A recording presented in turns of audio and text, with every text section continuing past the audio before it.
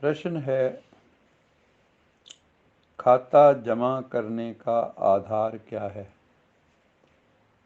ना। जो हम ये कमाई कर रहे हैं रूहानी, एक तो होती ना बाहर की कमाई। दुकानदार भी शाम को अपना खाता देखते, आज कितनी कमाई की। तो बाबा का भी अपना खाता देखो, आज कितनी कमाई की, कितने कदम कमाया, क्योंकि हर कदम में पदम है।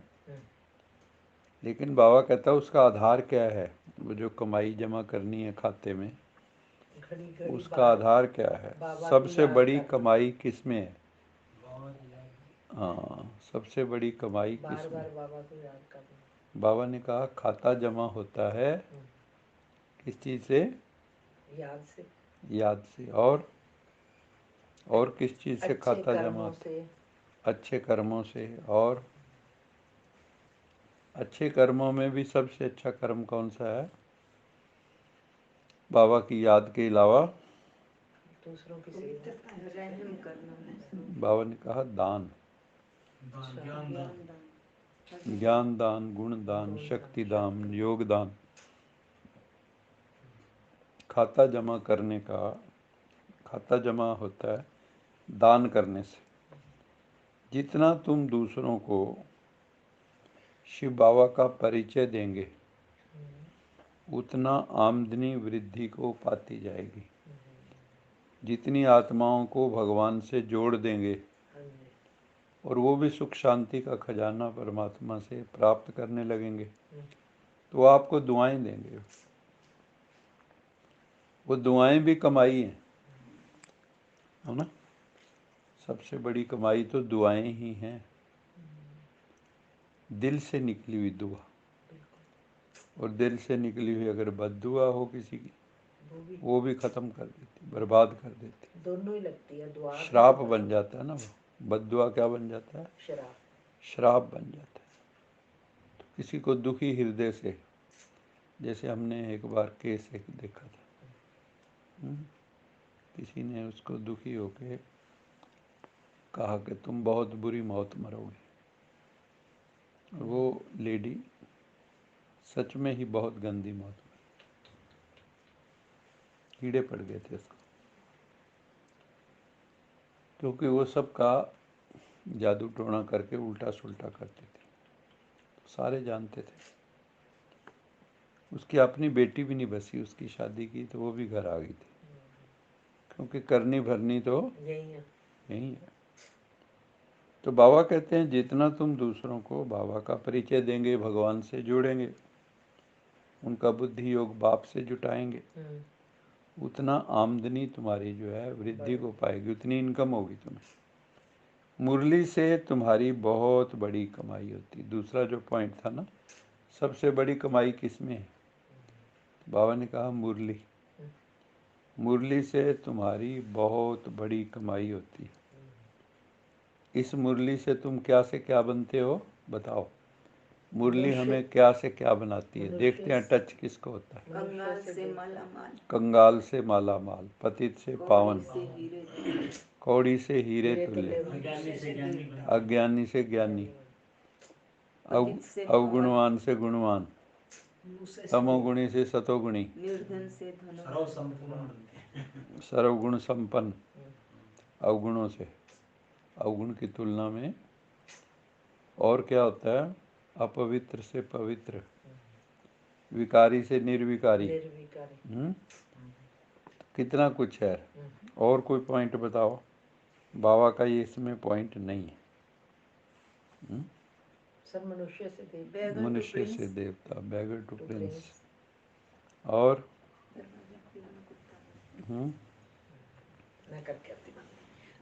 बाबा कहते हैं ये मुरली तुम्हें सांवरे से गोरा बनाने वाली,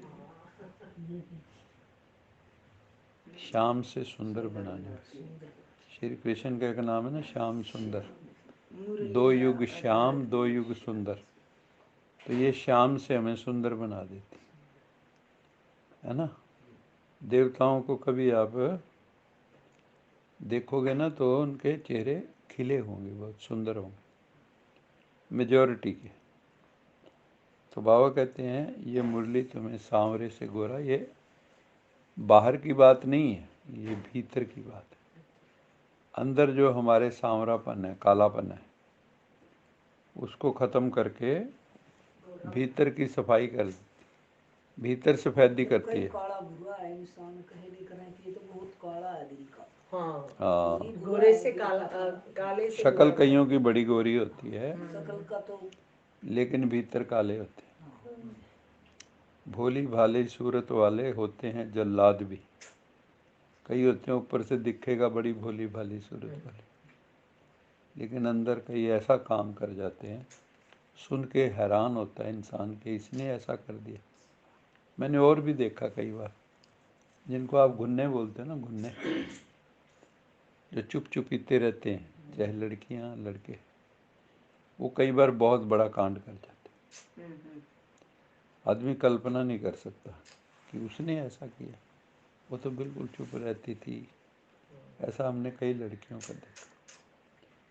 तो बाबा कहते हैं ये मुरली तुम्हें भीतर का जो सांवलापन है, भीतर का जो कालापन है, उसको मिटा के वो तुम्हें गोरा बना देते, अंदर की सफ़ेदी कर देती है ना। सफ़ेदी कौन सी करनी है दिवाली पे? अंदर की करनी चाहिए, बाहर की तो हो गया ना। बाहर की तो कभी भी कर तो सकते सर जर कभी पीड़ जावा तो। हाँ।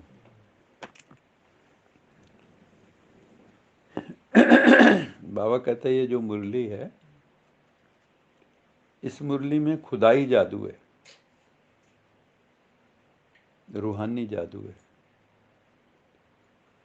ये देह से तुम्हें पार ले जाती है, रूहानियत में ले जाती है, खुमारी में ले जाती है। तो बाबा कहते हैं इसका भी जादू लगता है, खुदा का जादू, खुदाई जादू है इसमें। और ये मुरली से तुम क्या बन जाते हो? देखते हैं किसको वर्ड टच होता है। माला माल, बिल्कुल पहला ही टच हो गया, पहली बारी। इस मुरली से तुम क्या बन जाते हो? माला माल, किसी चीज की कोई कमी नहीं रहती, भरपूर हो जाते हो, भरपूर। देखो हमारी जो जिंदगी है ना, वो आधी अधूरी है। हमारी सबकी ज़िंदगी में बहुत कमियां, बहुत डिफेक्ट, बहुत शॉर्ट कमिंग्स, बहुत कुछ है, और हम उनसे चिपके हुए, हम उनको छोड़ना नहीं चाहते। तो हम संपूर्ण कैसे बनेंगे? भगवान आया है हमारी अपूर्णता को दूर करके पूर्ण बनाने, संपूर्ण बनाने। और जितना जिसमें ज़्यादा अवगुण, कमियां, त्रुटियां हैं, उतना ज़्यादा दुखी है वो। दुख का कारण क्या है? किसी न किसी चीज़ का अभाव, कमी। जैसे यहाँ पे आध्यात्मिक दृष्टि से देखो तो किसी के जीवन में मान लो ज्ञान का अभाव है, ज्ञान नहीं है तो भी दुखी मिलेगा। प्रेम का अभाव है जीवन में, जिंदगी भर प्यार नहीं मिला सच्चा, लोगों ने स्वार्थवश उससे प्रेम किया, तो भी दुखी है ना, तो भी वो परेशान मिलेगा। तो लैक ऑफ लव हो, लैक ऑफ नॉलेज हो, लैक ऑफ पावर हो, आप में शक्ति नहीं, आंखों में देखने की शक्ति नहीं, कानों में सुनने की शक्ति नहीं, मुख में बोलने की शक्ति नहीं, टांगों में चलने की शक्ति नहीं, कैसी जिंदगी होगी? अपाहिज की तरह। तो हम मेंटली अपाहिज लोग हैं, मानसिक दृष्टि से we are all mentally handicapped. ऐसे में हमारे में कमियां, कमजोरियां बहुत। इसलिए शिव की बारात में लंगड़े लूले, भूत प्रेत सब दिखा रखे। मतलब आधे अधूरे, कमियों वाले। लक्ष्य क्या है हमारा इस ज्ञान में आने के बाद? क्या हमने उसको रिवाइज किया है? हाँ, संपूर्ण कैसे बनेंगे?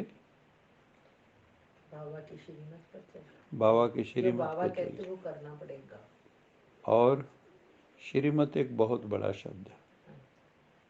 कहने में तो इसमें सारी बातें लिए लगा दो, कुछ नहीं याद रहे, श्रीमत कह दी, सारा ही कुछ है श्रीमत में, सब कुछ है लिया। तो इसमें मुख्यतः है 4 बातें ही, चारों सब्जेक्ट। एक तो ज्ञान में प्रवीण होना चाहिए। योग मैंने शक्ति, योग का मतलब क्या है? भगवान से शक्ति खींचना, तो शक्तिशाली भी होना चाहिए, ज्ञानी भी हो, ठीक है, शक्तिशाली भी हो जैसे देवियों को दिखाते हैं, और फिर अच्छे गुणों की धारणा भी हो, जैसे सहन शक्ति है, हर्षित मुक्ता है, सेंस ऑफ ह्यूमर है, पवित्रता है, धैर्यता है, सहनशीलता है, नम्रता है, कितने गुण हैं। लेकिन जितना गुणों का अभाव होगा, अवगुण ज़्यादा होंगे, तो वो भी उतने ही दुखी होगा, क्योंकि उसका व्यवहार ठीक नहीं होगा। जितना अभाव है गुणों का, उतना व्यवहार ठीक नहीं होगा। बाबा ने एक बार एक मुरली में कहा था, ज्ञान का भी फल गुण है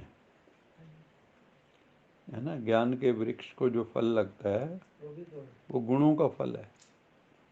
और जो गुणवान हो गया ना, गुणवान तभी हुआ है जो उसमें ज्ञान भी था, योग भी था। आज इसलिए गुणवान हो गया। ज्ञान सुनकर जो हम धारण करें गुण तो आपको ही आ जाएंगे, आपको फिर ही आ ज्ञान में जाएंगे। तो इतने गुण है, हाँ जी, जो हम धारण करेंगे तो हमारे में सारे गुण आ लेकिन जाएंगे। ज्ञान हर चीज का चाहिए, है ना। जैसे मान लो धैर्यता का गुण है, धीरज रखना, कईयों में नहीं होता धीरज।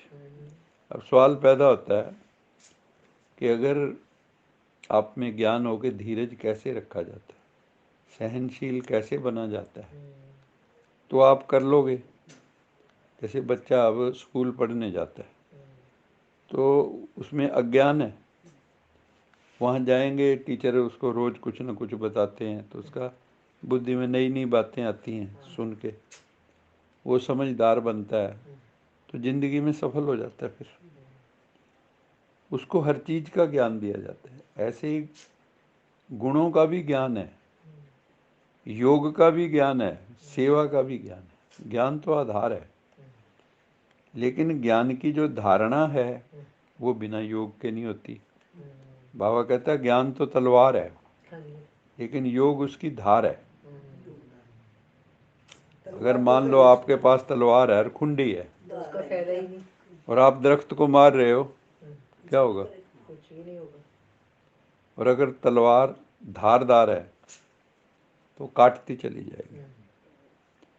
तो इसलिए ये सारा जो 4 सब्जेक्ट हैं, चारों जरूरी हैं, एक दूसरे से जुड़ रही। हाँ। और सेवा क्या है?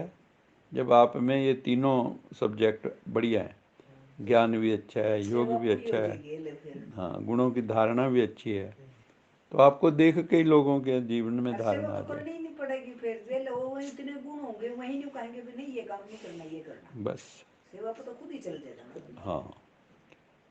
तो लेकिन ब्राह्मण जीवन में